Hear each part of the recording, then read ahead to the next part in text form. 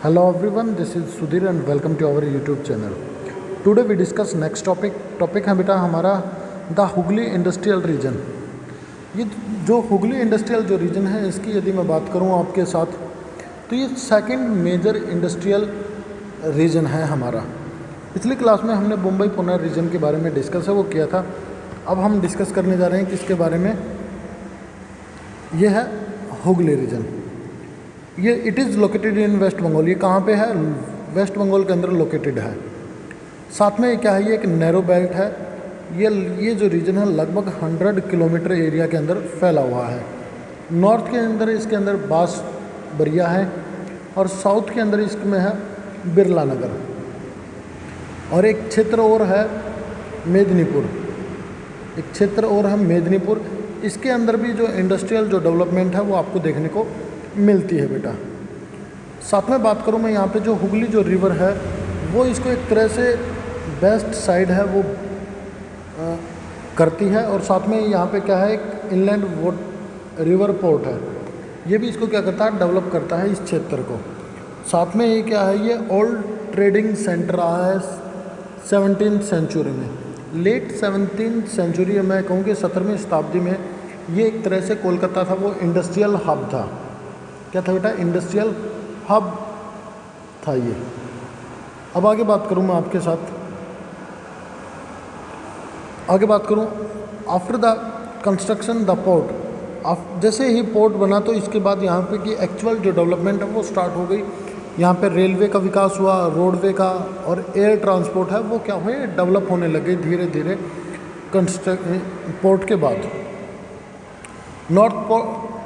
North part of West Bengal tea plantation, जो बंगाल का जो नॉर्थ पार्ट है, या फिर मैं कहूँ कि असम वाला जो हिस्सा आता है, असम के साथ में जो हिस्सा जो लगता है वेस्ट बंगाल का, वहाँ पे टी की जो प्रोडक्शन है वो आपको देखने को मिलती है।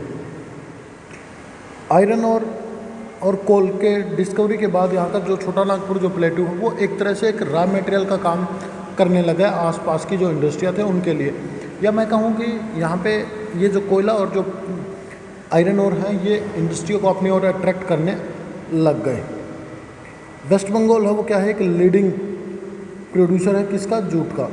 जूट का उत्पादन है वो सबसे ज़्यादा है वो आपको वेस्ट बंगाल के अंदर देखने को मिलता है। चलिए अब आगे बात करते हैं कुछ चीज़ें। जो कोलकाता है वो फर्स्ट ब्रिटिश कैपिटल भी रही है 1773 से लेकर 1912 तक। तो जो ब्रिटिशर थे वो सबसे ज़्यादा इन्वेस्टमेंट है वो अपने कैपिटल्स के ऊपर करते थे बेटा। कहाँ पे? अपने कैपिटल के ऊपर, राजधानी के ऊपर। और यहीं पे फर्स्ट मॉडर्न जूट मिल है वो इस्टेब्लिश की गई 1855 के अंदर, 1855 में बेटा। जो डीवीसी जो प्रोजेक्ट है वो भी इस रीजन को डेवलप करने में एक इम्पोर्टेंट रोल है वो अदा करता है। जब इंडिया का जब पार्टीशन हुआ तो जो जूट है उस पर काफ़ी ज़्यादा जो प्रभाव वो पड़ा, जूट की जो कल्टीवेशन है उस पर काफ़ी ज़्यादा प्रभाव पड़ा, और जो अच्छी जो लैंड थी जूट की वो चली गई कहाँ पे? वेस्ट पाकिस्तान में, जिसको आज बांग्लादेश बोला जाता है। कहाँ चली गई? वेस्ट पाकिस्तान के अंदर है वो चली गई। साथ के साथ में यहाँ पे क्या है कुछ और इंडस्ट्रियाँ जैसे jute industry, paper, engineering, machinery और पेट्रोकेमिकल इंडस्ट्रियाँ हैं वो आपको यहाँ पे देखने को मिलती हैं बेटा। साथ के साथ यहाँ पे कुछ और इंडस्ट्रियाँ मतलब कुछ रीजन और भी हैं जो काफ़ी ज़्यादा डेवलप हैं, जैसे कोलकाता है, अरोरा है, हल्दिया है, श्रीरामपुर है, श्यामनगर है, बिरला नगर और हल्दिया, ये इसके प्रमुख क्षेत्र हैं।